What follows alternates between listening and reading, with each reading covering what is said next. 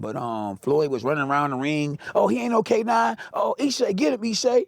Man, do you know I dropped Ishay with a body shot and a referee took a point from me? How? I don't know. I mean, because when I hit him with the body shot, he fell. I swung again, but I missed him. But because Floyd paid Detroit, or the ones that worked in that fight, the judges, the referee. I remember going to an amateur fight, and I asked one of the referee that was in that same camp. I said, bro, who you think won that fight between me and Ishay? He said, K9. I can't comment. Doing it. You supposed to be happy you sitting there with Kid L. Why you mad? Bro, fellas, we're talking about boxing today. First time ever on the podcast, we're talking about boxing. That's right. First ones to do it. Can you introduce yourself as well as the gym to everybody? I'm Fortune5Hun. My full name, Willie Fortune. Everybody just call me Fortune. I'm the founder and the owner of Jabs Gym. We got spots all across Detroit, you know what I'm saying? And we just putting on for the city. Sure. Introduce Yeah. Cornelius K9 Bundrage, the oldest world champion in junior middleweight history. And I'm partners and cousins with Willie Fortune. So, and we're talking about Jabs Gym today, correct? When we're talking about Jabs Gym, you guys are the first boxing gym in Birmingham. Yep. Talk about, first of all, Birmingham is the oddest location for me for a boxing gym, but it seems like it's doing very well. So how did that come into play?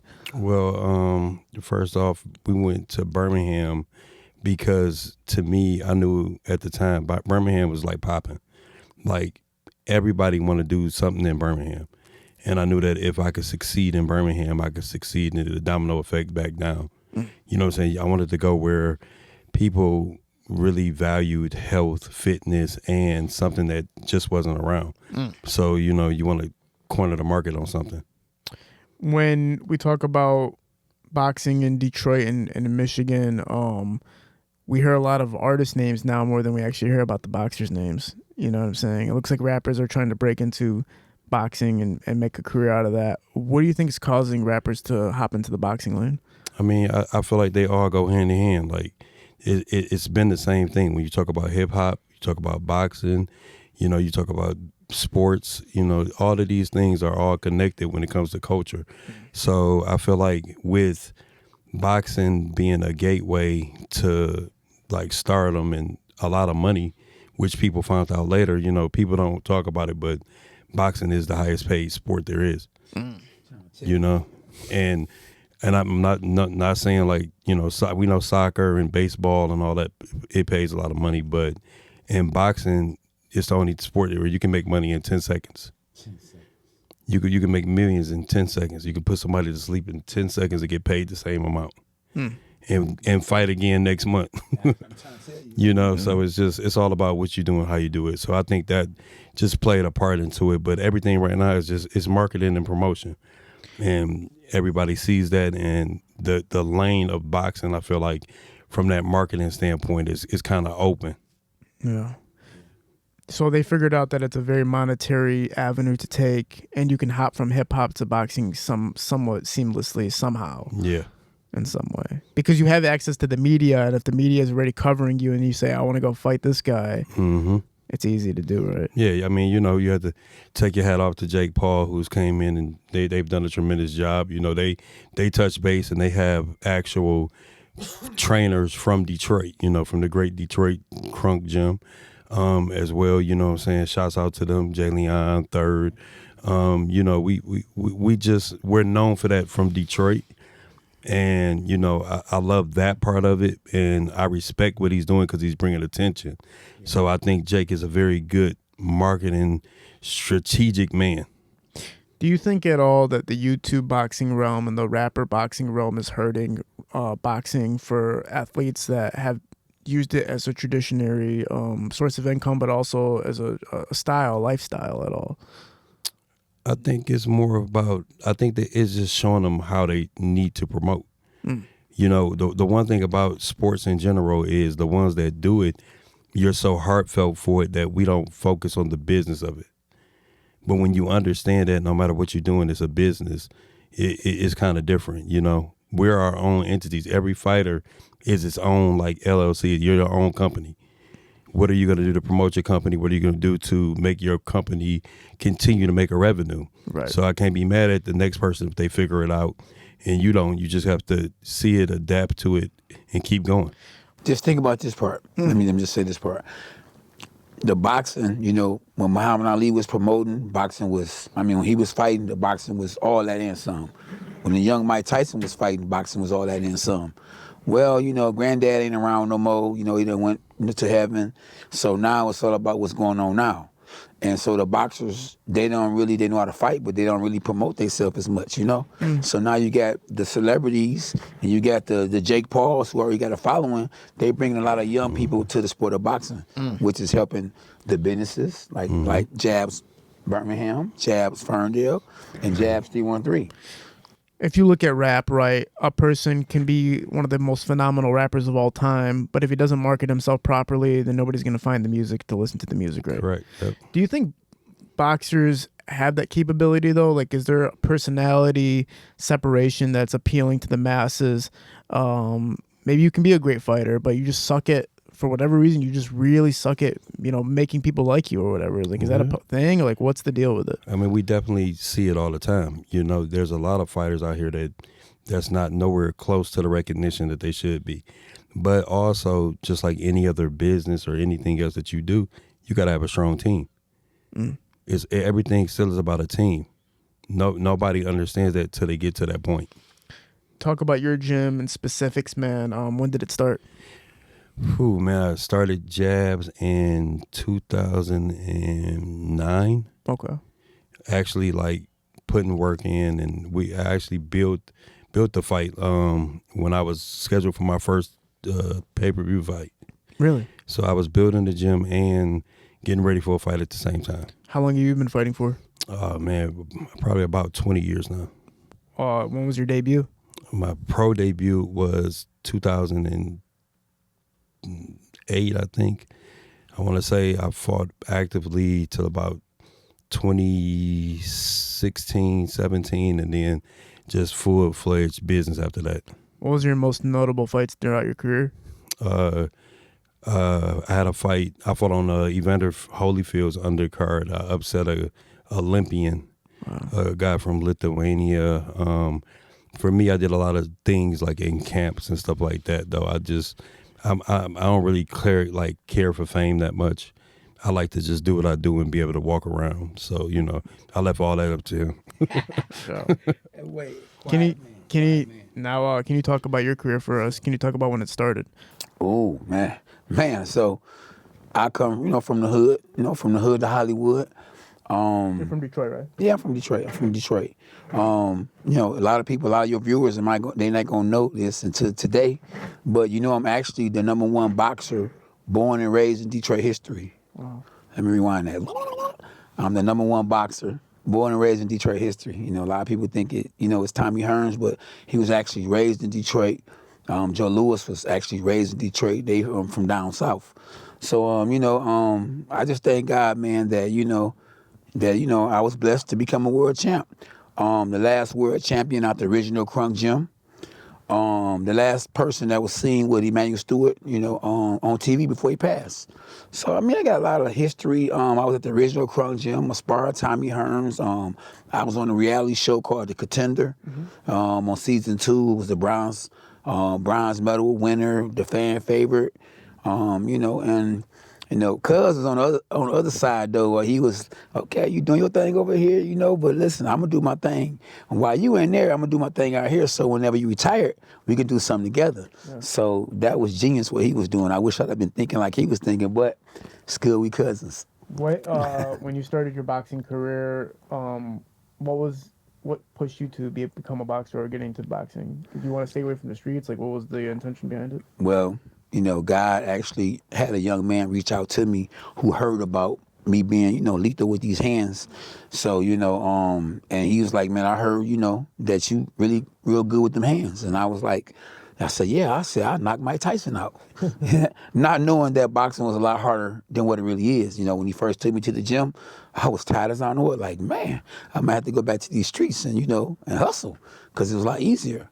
But I hung in there and, 10, 15, 20 years later, I won my first world title. Then I won my second world title. So, you know, it's been a blessing. But Can you talk about the first world title? Who were you up against? so listen, I beat the man that beat the man. So Leon Spinks beat Muhammad Ali. I beat Leon Spinks' son, Corey Spinks. Larry Holmes got beat by Michael Spinks. So, you know, it was pretty good, man. You know, I was the underdog going into the Corey Spinks fight. Floyd Mayweather was actually at the fight. So after I beat Corey Spinks, I walked up to Floyd and was like, Floyd, what's up? And he was like, ain't nothing up, bro. So it was crazy. It was, you know, but then I thought about it. I said, why did he do that? And I thought about it when I was on the Contender and he saw me. He said, K9, I seen the power. But I was a contender at the time. I wasn't the world champ. So he looked at me as a threat. But when I won this right here, I became a threat, even though I wasn't calling them out. Yeah. Talk about the experience of winning this. How did it come about? Well, so I had lost a fight to a fellow friend that was on a Contender with me. You know, now, you know, sometimes a win is a loss, sometimes a loss is a win. I lost to him, but I didn't get cut. So they called me 2 weeks later for a fight over in Germany. So I was like, man, I told my wife, I said, I'm not cut, and they got a fight for me for 2 weeks from now. I said, what I didn't do to my man's Grady, because it's hard to fight somebody that you know. You know what I mean? So I couldn't really get into the fight. But I said, what I didn't do to Grady, I'm going to do it to Basagorov. Zorbiak Basagorov. So, man, I knocked him out, and I believe it was the 5th round. He was 19-0 with 15 knockouts. And, I mean, I'm the Black Rocky. You think about it. I mean, I really beat the Russian. You know what I mean? In the real Rocky movie, I'm the real Rocky. You know what I'm saying? The Black Rocky. And then afterwards, I was so excited. I was like, oh, yeah, Corey Spinks, I'm coming to get that belt, boy. And I kept my word. Incredible, man. Yeah. Incredible. And Appreciate what was it. the second title that you received? Now, this is crazy because I fought Ishe Smith, Floyd Mayweather fighter. So we fought at the Masonic Temple in the hood. Here in Detroit, in the hood. And do you know that this guy was, you know, he was flirting and, you know, trying to throw me off, messing with my wife while I was inside the ring, but I didn't see it. And of course, Showtime didn't show it because, you know, they had all that money invested in Floyd. They had just gave Floyd $200 million.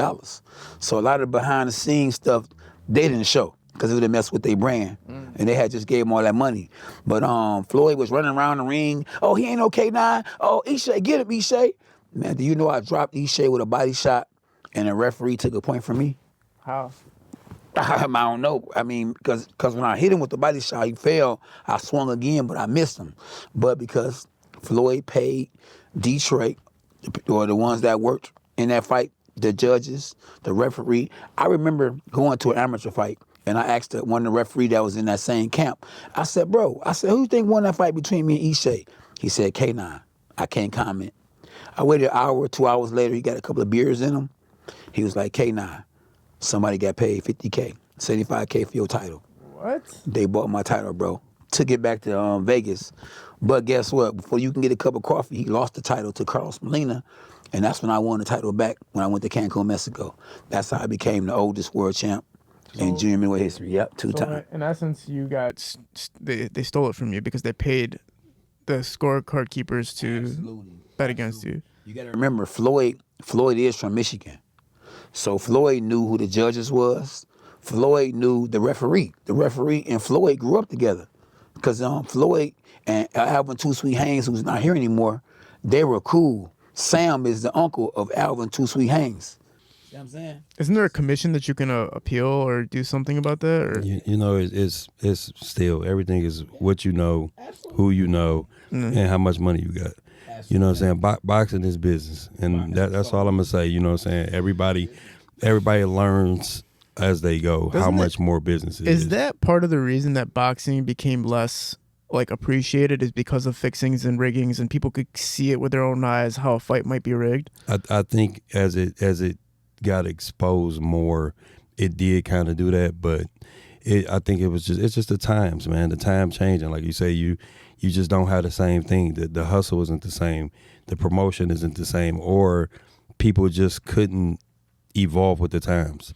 Like, you got a lot of people who was very well known and things like that when you could push CDs or, you know, back when they were selling tapes. But now that it's streaming and social media and, you know, a lot of people, they just don't understand it. That's insane. So what's your as an operator of a gym and then as an operator of people that you have your own fighters, right? You have people under your belly that fight for you. Yeah, we have some fighters. What is your proposal as far as how shows should be handled? Should they be looked at expeditions? Should they be looked at as real fights? Like, is there a middle ground or anything like that? Like, how do you perceive it? I mean, I just tell them that they just have to make sure that they do their part as far as learning, putting the work in. But at the end of the day, you have to learn business. Like you've heard, you know, some of the greats right now. You heard Tank complain about business. You heard Terrence Crawford talk about business. You heard, these guys, they just keep saying the same thing. You hear it over and over again, but you don't know until you in it. No. So, you know, when you talk about business, it's contracts, it's, I remember my first fight that I ever lost, it was like, you know, we excited. We from Detroit. We don't have a lot of money. And they tell you like, oh, we going to fly you out. We going to do this. We going to do that. And, you know, you get excited about that. But the first time I ever lost, they flew me out and they flew me out on a red eye. They did this. You know, like you just don't think about the business of it. You're coming to fight they fighter. Everything is on the up and up for them. So I just take my experiences and try to give it to the youth. That's another reason why, like, for my gym is not just for fighters. Because for me, the best thing about it was the fans. And I know what boxing did for me in life. So like you said, coming from the streets and doing this, the boxing workout is fun. It's exciting. And if you find the right gym that's actually teaching you how to do it, man, you gain the skill. Sure. Can you talk about? Oh, go ahead. No, I was gonna say that you would be able to keep it for a lifetime. Mm-hmm. A lifetime. Yeah. For sure. Fortune, can you talk about the fighters that you have under your belt right now? People that you are training and some of the accomplishments that some of these fighters have. So I mean, we have a gang of fighters as far as from national champions, as far as amateurs. K9 is actually the head trainer of like the pros right now, and another trainer that's a great trainer named Greg Too Sweet Candyman Covison. So, you know, they handle it mainly with that. I advise. Can I say this? Now, out of all the gyms in the state and the city, we got more real boxing coaches. I'm talking about that fought. Like from Willie Fortune to me, Greg Candyman Covison, I mean, all of them, from Marcus, every last one of my real trainers, huh? Well, yeah, the thing that we did different was, you know, like say like a franchise like Title, things like that. Like I seen what they did, and I wanted to create a gateway for fighters. You know, boxing get a bad MO. They say boxing is a poor man's sport and all these things, but boxing isn't. I see these people in LA, some people don't know nothing about boxing, and they making, we seen people training Rick Ross and, you know, and some of this stuff, and we like, really? Well, and, you know. This is the most, this era right now of fighting events is the most prolific. There's everybody starting event organizations for fighting, whether it's MMA or boxing or Muay Thai or anything like that. It's like they're just popping out of the woodworks, right? Yep. Why is this happening now? Why are we seeing so many different fight organizations pop up out of nowhere? I think because combat sports, people just love to watch them. Yeah. People love to watch them, and we have to realize that it's not just, you know, we love it at the highest skill, and we love it at the lowest. You have chess, and then you got checkers. But guess what? Both of them are very popular. Right. You know, so you can't speak down on it. One can't speak down on the other. It's just that it's entertainment. The big picture is always going to be entertaining.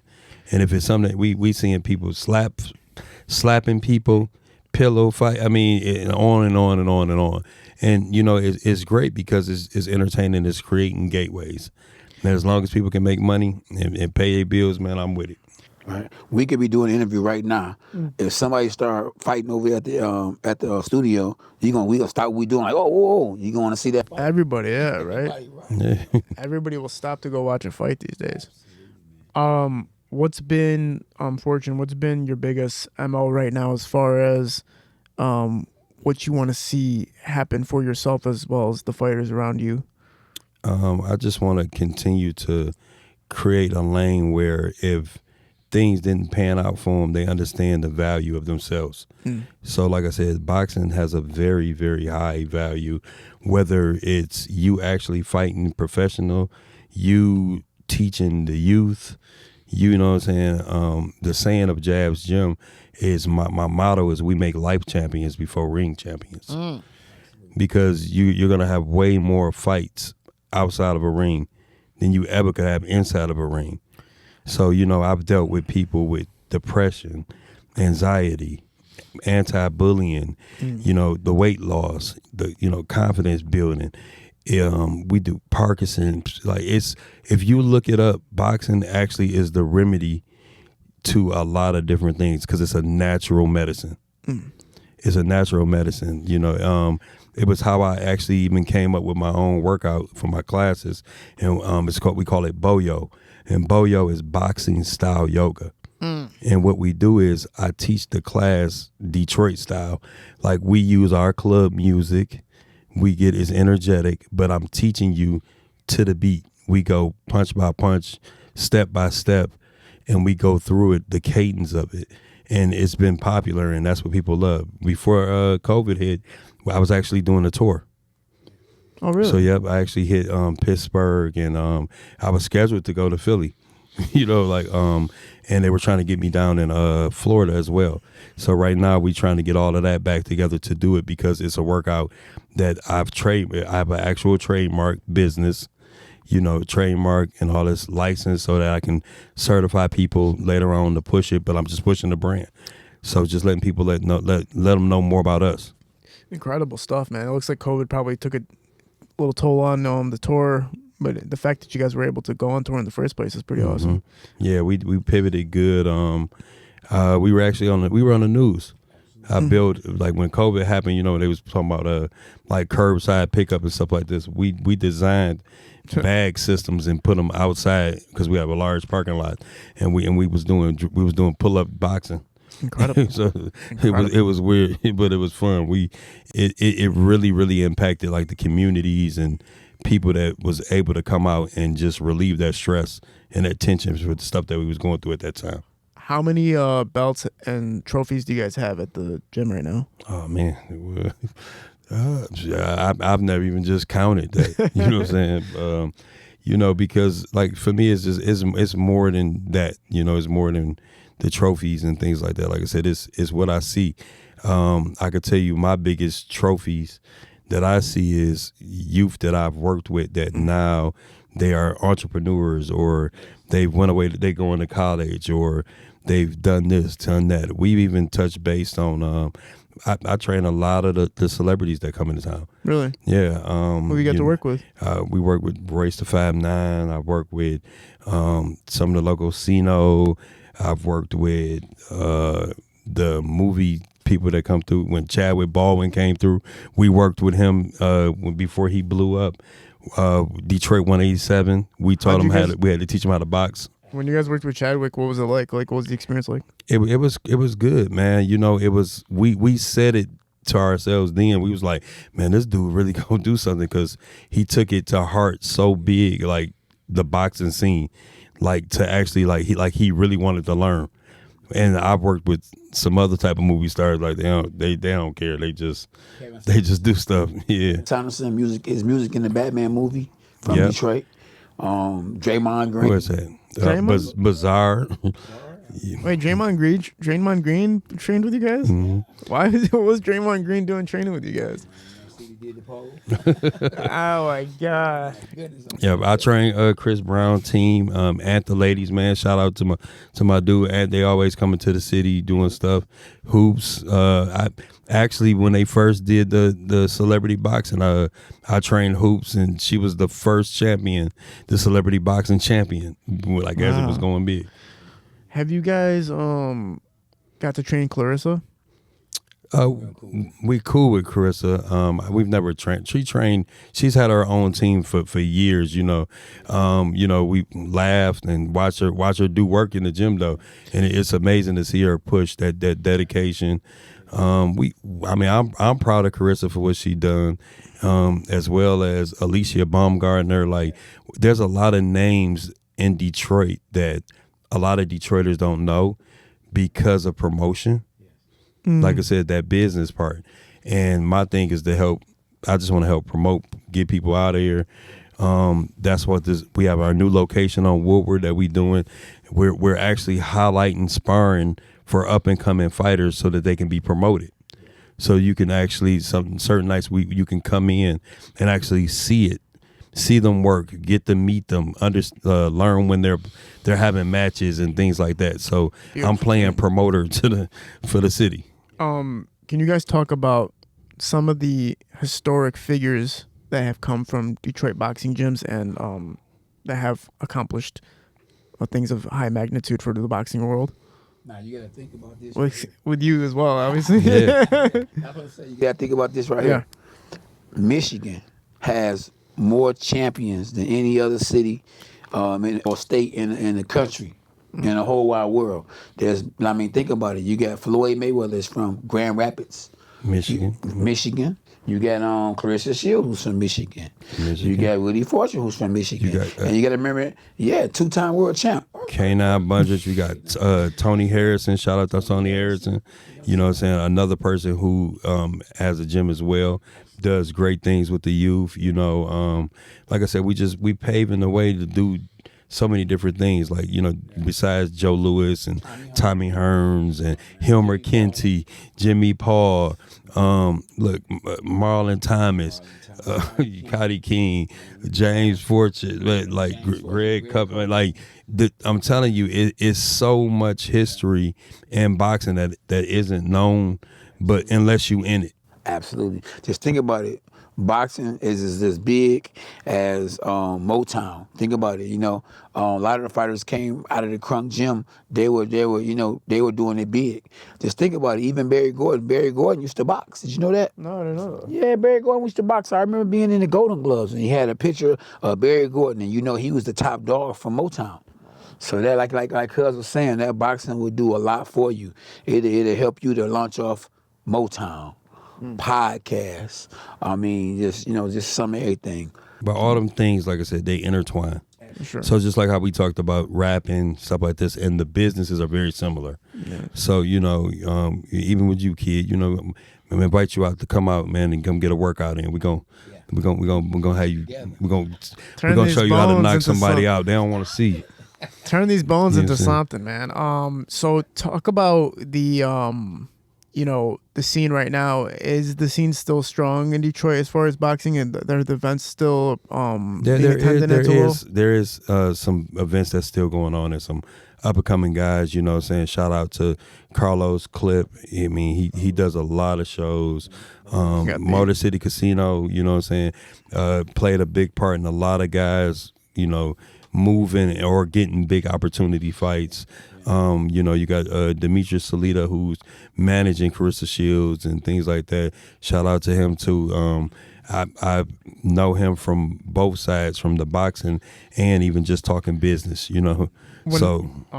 Ken, I want to talk a little bit about your history, man, and your fighting career. Is there any notable moments for you that stand out that we could talk about? Man, being on the Contender, man, it was such a blessing that I remember when they actually told me, like, K9, she brought me in a room. Whether you made it or you didn't make it, she would give you a charm if you made it.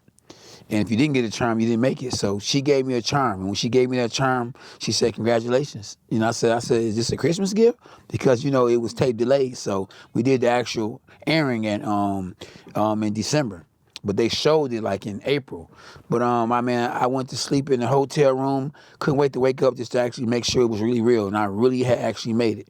Because in boxing, you get told that you're going to be this, you're going to be that, you're going to do this, and there be a bunch of lies. Yeah. So finally, that someone was really truthful, and I couldn't believe it even though it was truthful. Yeah. So that was one of my... What was the experience like being on the Contender as a whole, from the beginning to the end? Well, I ain't gonna lie to you. I didn't really like it when I was actually taping because it was very strict. You know, it wasn't we couldn't be all chilling and kicking it, and wasn't none of that. You had to do a show. If they wanted you to come upstairs, you had to go upstairs and do an interview. The only time they was on you is when you got into it with each other. Me and James get into it. Me and Willie get into it. Now they there. The camera like there. I mean, when you about to go to the bathroom, the camera there, you like, hey, bro, I'm about to go to the bathroom. Like, I had to realize, you know what? We doing a reality show. They told me, and I didn't believe it, but they told me, they said, listen, Kate, after this show, you're going to be a star. Everybody going to know you. So when I fought in United Kingdom, I couldn't believe it. They was going, K9. I said, Mama, I made it. You know, I wanted to do the Michael Jackson.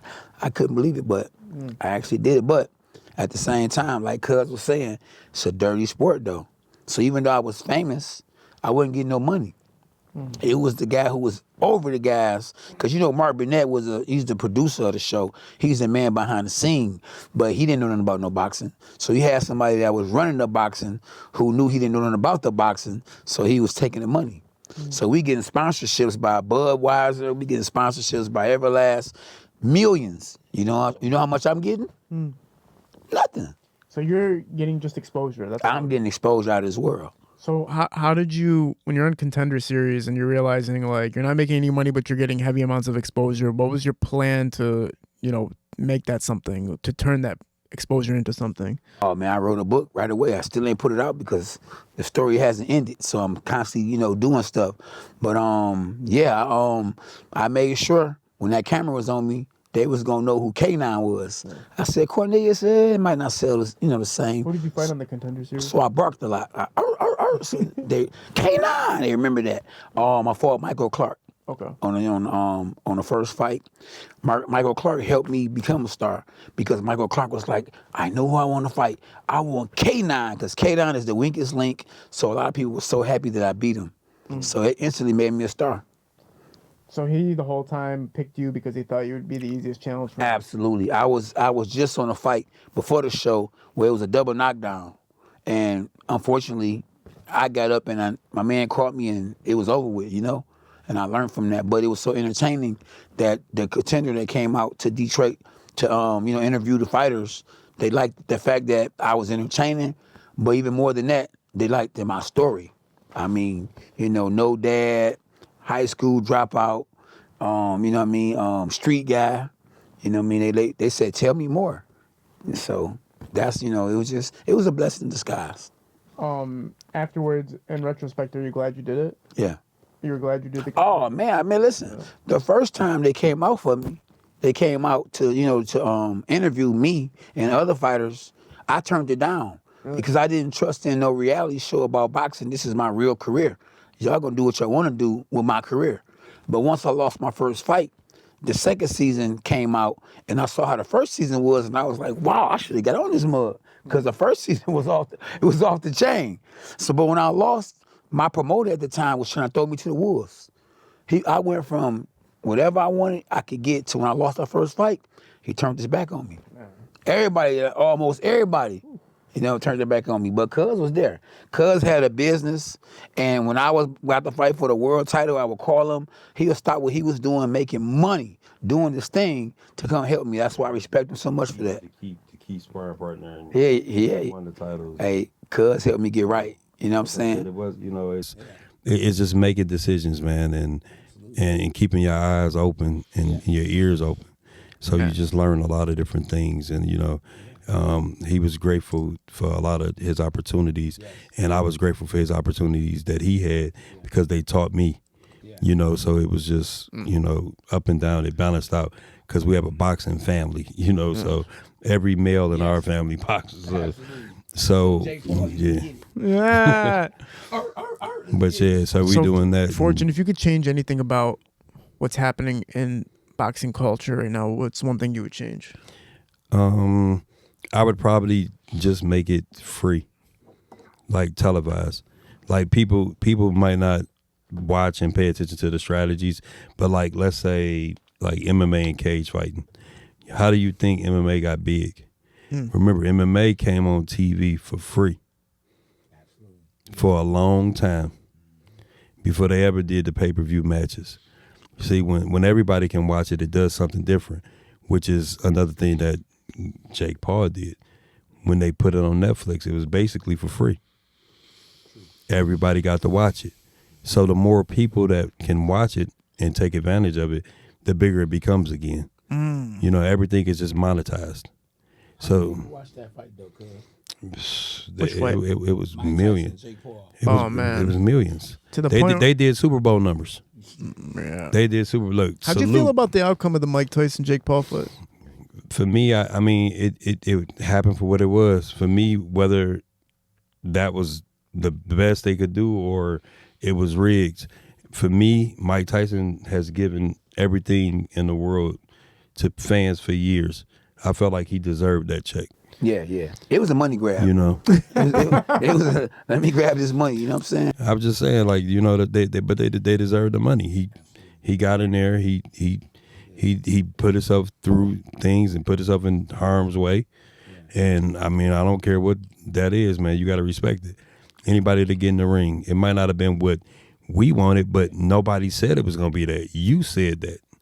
We thought it was going to be that. So you just psyched yourself out. You're going to be mad at yourself. Right. I actually don't think it was rigged.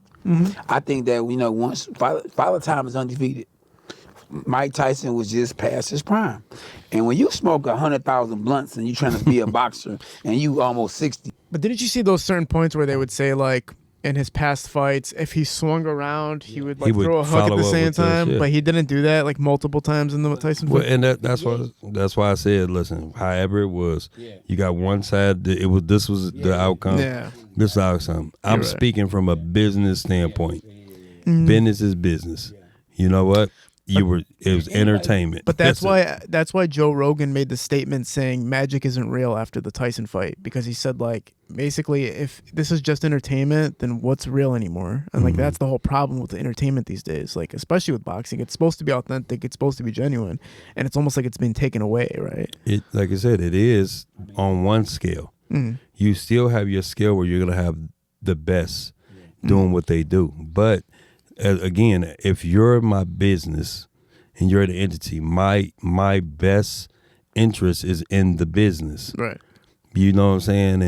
And that was the thing. And, you know, people scared to lose. People scared to do this. I mean... Not cuz. Not tell them cuz. One thing about boxing, we always find a way to get back to the top. I mean, think about it. Mike Tyson, Roy Jones, Floyd Mayweather. Now, then Al Heyman. Now, Al Heyman, I heard he's sick, and, you know, hopefully he get well and everything.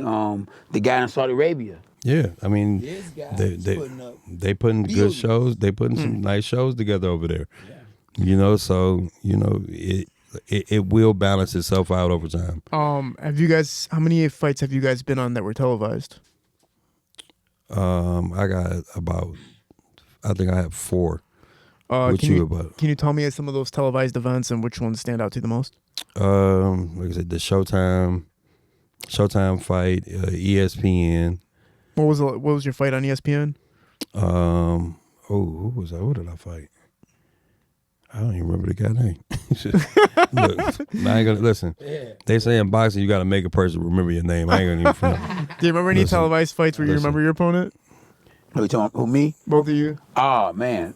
So when I was on the Contender, do you know I was on TV the whole summer? Right, exactly. So we was viewed by about 50 million people all together, maybe even way more than that. And then what I like about the Contender on ESPN is that they show rerun after rerun after rerun. If it was the year 2006 and the Contender was on right now, you can go in the house right now and see me fighting right now. Dope. Because they kept showing reruns. Did you ever get on pay-per-view or anything like that for specific fights? I mean, listen, you know, in a humble way, you know, God is good for sure. I know I got to do a whole segment with you, man. Man, listen. I need a whole segment with Canada. Listen. I need to do a whole show. I was on a Mike Tyson undercard. Remember when Mike Tyson fought Lennox Lewis? Yes. I fought an undercard. Wow. That was my first time flying. I was scared to death because I was like, Lord Jesus. Anthony Bowman. What was the fight like? He was from actually Memphis. The fight was in Memphis. He was from Memphis. It was a close fight, but I fought him again in a rematch. You know, in the second time, I destroyed him. But he came to fight the first time. I still won. I still beat him. I can't remember if it was a split decision or what. But yeah, I gave him that work. Who was your most difficult opponent you've ever fought? To be honest with you, it wasn't the guy I lost to. None of the guys I lost to. The fights that I lost, it was bad decision making. You know, when I lost my fight to a guy named Charlo, I had got injured in training camp. And you know, fighters are not going. You know, we too strong, got too much heart, and a lot of times it can get you. And that pride, it can get you caught up, and that's what got me caught up. But my hardest fight was when I fought on that Klitschko on the card. When I fought against Zerbiak Basagorov. Remember I told you I'm the Black Rocky? Yeah. When I fought against that Russian, that boy was a dog. 19-0 with 15 knockouts. Let me rewind that. 19-0 with 15 knockouts. That boy was something serious. But I hit him. And yeah, he couldn't take it. I gotta get you in for a second talk. We gotta do a talk to really expand your career. I feel like we're just touching the surface, man. There's so much that could be told. Could you guys talk about some things you can tell the audience about that they can look forward to or sign up for or anything like that? Well, like I said, right now we opening up the Jabs 313. With that one, we're doing pop-up fitness classes, training, and we actually are doing the hub for, like I said, the sparring. I've even brought comedy into it, so we're bringing like the versus show to life, so and highlighting all of the talent that we have. So right now we have like comics that are actually battling each other coming to an event. We having open mics where artists are basically battling. Everything that we doing is in the ring, so I'm trying to create a narrative where we still keeping the base of Detroit being a boxing city and a boxing town, and just highlighting it that way. You know what I'm saying? And we was the first people to do it, and like people trying to copy us now, you know. That's that thing. We the soldier boys of this. Well, now that you said it on here, it's gonna be solidified. Like you guys are the first to do it. I appreciate you fellas doing this. Ken, now I'm gonna get you in for another talk, man. I know we're scratching the surface on a long career that we can really dive into, man. But it was awesome hearing about the gym and what you guys offer, because it's not just about entertainment, but it's also about helping develop the minds of the youth and the children and people even at an adult age that need some help balancing themselves out from within. So you guys are really paying attention to that, which is a beautiful thing. Hey, follow me on my YouTube channel, K9 Boxer. Yeah, follow us on all the Jabs Gym platforms. You got Jabs Gym Birmingham, Jabs Gym Ferndale, Jabs Gym 313, Jabs Gym Detroit, Jabs Gym, all of them. Y'all go Jam podcast. Appreciate you fellas doing this. Thanks for bringing the belts on to show us everything, man. We're at Parallel Sound Studio, High Low Visual Stream these productions. We're out. Peace.